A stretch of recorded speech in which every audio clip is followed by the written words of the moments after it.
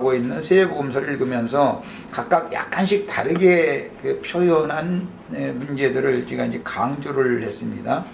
왜 그러냐면 문맥의 흐름이 모든 복음서들을 서로 대조할 때 오류 없이 성경이 말하고자 하는 의도대로 해석이 될 수가 있기 때문에 이것을 대조를 한 거예요. 지금 이 비유를 하시게 된 원인은 매매하는 자들, 성전에서 매매하는 자들을 바꿔야 된다. 이제 예수님의 의도는 이겁니다. 성전에서 매매를 하는 권세가 있다고 자부하고 있던 유대교 지도자들을 치워버리고 예수님이 맨 먼저 영혼들을 사서 아버지께, 하나님 아버지께 드리는 매매를 위하여, 영혼 매매를 위하여 지금 예수님이 오신 것이죠. 앞서서 영혼들을 자기네들 멋대로 자기들의 그 교훈, 교리를 성전에서 가르치는 것은 그건 뭐냐면 영혼들을 얻어가지고 마귀에게 팔아넘기기 위하여 가르치는 사람들이죠. 대제사장과 바리새인들이다, 이렇게 마태복음에는 설명이 구체적으로 해놨어요.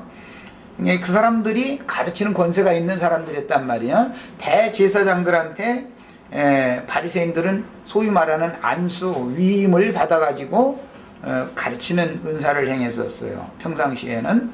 그 대신 이제 대속죄절 날은 대제사장이 이제 그 일을 이제 전담해서 하는 날이죠. 그것은 유대인들의 율법입니다. 율법대로 그렇게 하는 겁니다. 이제 그런 일들이 로마교에서 보면은 특히 부활절, 크리스마스 이 두 번은 교황청에서 교황이 칙서를 이렇게 발표를 하죠. 아세요? 모르세요? 크리스마스, 흔히 말하는 이브날이라고 하는 그날은 교황이 막 백절치듯 모인 로마 교황청 광장에 모인 사람들 앞에서 교황이 직접 말씀 증거를 하잖아요. 부활절 날하고 크리스마스 날하고, 그리고 나머지 날은 각 나라는 추기경이하고 뭐 일반적으로는 다 주교들이라고 하는 이제 주임 신부들이 다 그 일을 하는 거예요. 이런 규례가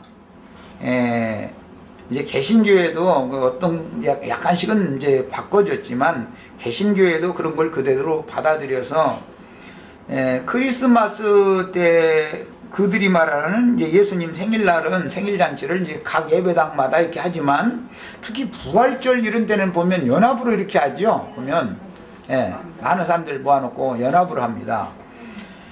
그러니까 이제 어떤 것은 약간씩 바꿨지만 하는 규례는 똑같다라는 걸 알 수가 있는 거예요. 그 이제 평상시에는 그냥 꼭 뭐 흔히 말하는 그 당회장 목사 혼자 다 하는 게 아니고 주로 그 사람이 다 하지만 그 사람 출타 중이나 볼 때는 그 부목사들이 대부분 하잖아요.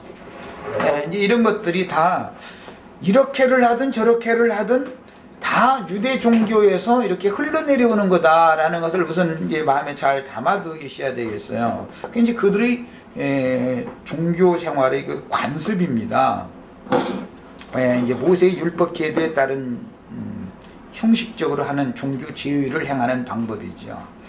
자, 그런데 예수님이 갑자기 무슨 그들이 말하는 제사장으로 위임받은 적이 없고, 그들대로 하자면 제사장으로 위임을 받으려면 기본적으로는 레위 지파 혈통적으로 레위 계열에 속한 혈통적인 레위인들이어야 되고, 특히 예수님 당시에는 사독 계열에 속한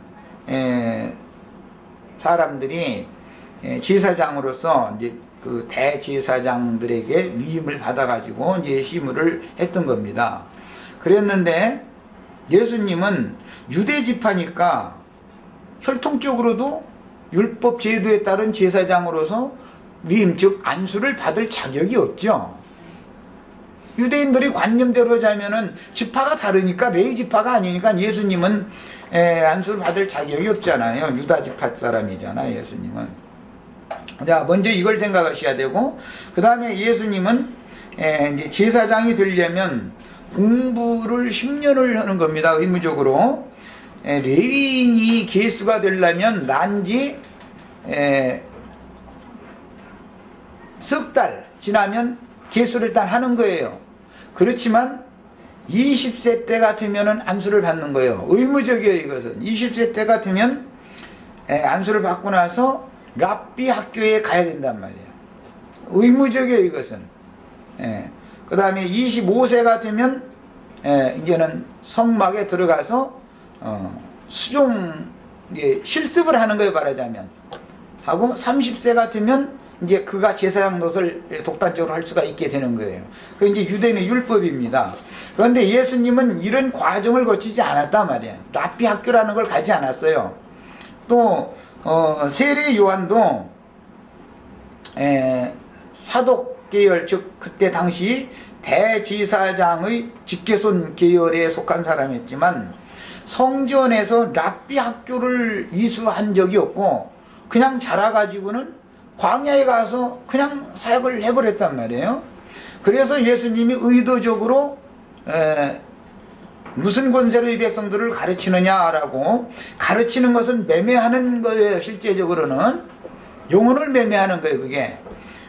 그래서 그 질문을 하니까 예수님은 의도적으로 요한의 세례를 제시했던 거예요. 요한도 랍비 학교에 가서 제사장 수업을 한 사실이 없었기 때문에, 그리고 사람의 손으로 지은 성전에 들어가서 시무를 하는 것이 아니라 들판 광야에 가서 외치는 자의 소리로 시무를 했단 말이야.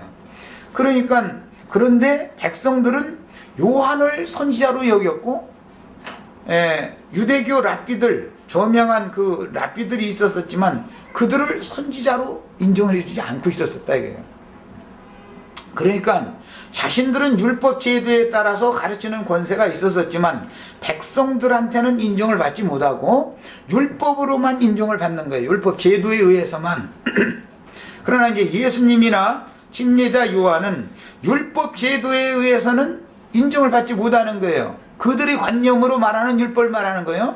이제 사실은 율법 제도에도 나시린의 법이 있어서, 나시린의 법에는 제도권에 따른 레위인만 하나님을 섬기는 것이 아니라 나시린으로 하나님께 전적으로 드려진 사람은 지파에 상관없이 하나님을 섬길 수 있는 게 율법에 이미 있었습니다. 그런데 그들은 혈통에 따르는 율법만 알고 있었지 외의 율법은 모르고 있었단 말이에요. 또 기록한 말씀은 그들은 전혀 모르고 있었던 거예요. 예수님은 나시린으로 오신 분이죠. 율법에 따른 분이 아니죠. 그래서 율법은 두 가지가 언제는 있는 거예요. 말씀에는. 그래서 이제 예수님은 살렘 왕은 원래가 의의 왕이요 평화의 왕일 뿐 아니라 지극히 높으신 하나님의 대제사장이시기 때문에 살렘 왕, 예루살렘의 왕이 되려면 레위인은 왕이 될 수가 없죠. 율법 제도권 안에서는 유다 지파에서 왕이 나오게 되어 있는 거죠. 다윗이 유다 지파 사람이었으니까.